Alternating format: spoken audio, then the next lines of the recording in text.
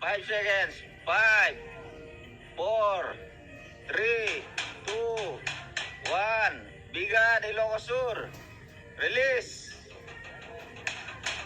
Ayan po ating mga ibon, mga good boy. 5, 4, 3, 2, 1.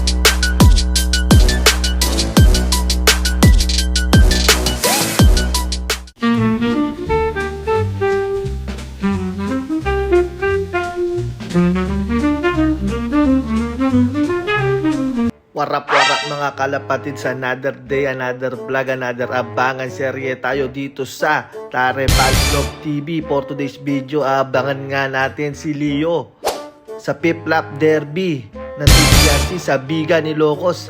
Ayan, kung nakikita nyo, wala si Leo dyan kasi nasa track 5, di pa yata sila na-release mga kalapatids. Pero titignan natin yung forecast. Ayan, bago mag-alas 11, dapat nag-aabang na tayo mga kalapatids. Tapos tinignan nga natin yung Yona. Ayan o, 421 yung total birds sa Piplap Derby ng TGRC Bigan.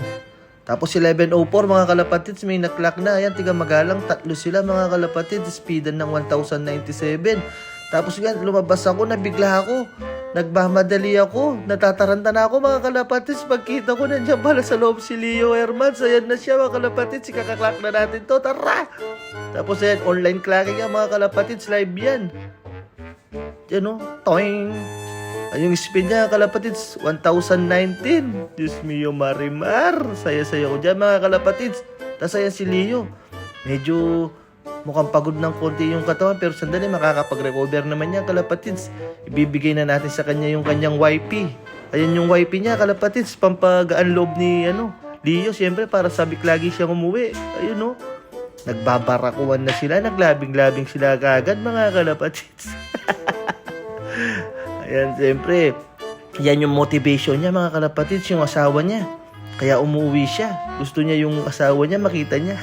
Alam mo na, yung gagawin nila mamaya. Pero pagkatapos niyan, papakainin muna natin si Leo mga kalapatids para makapag-recover na siya. Ayan o, medyo kumakain naman siya. Kalapatids, natatakot lang sa camera, shy type.